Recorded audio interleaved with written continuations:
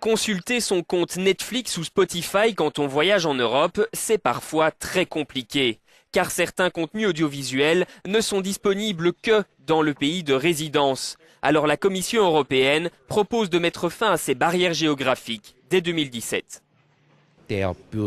Le citoyen qui utilise les services numériques et l'économie en général seront gagnants.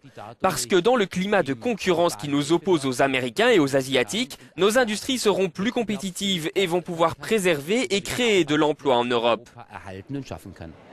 L'idée est de permettre aux abonnés qui voyagent temporairement dans un autre pays d'avoir accès à leurs services. Mais le texte ne précise pas la durée maximale du voyage et ce n'est pas la seule critique.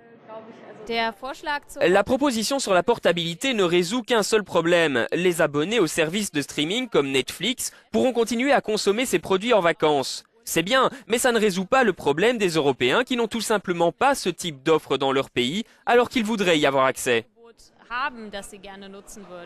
La proposition concerne également les jeux et livres électroniques, mais les fournisseurs de contenu qui ont conclu des accords parfois exclusifs avec chaque État membre craignent de perdre beaucoup d'argent.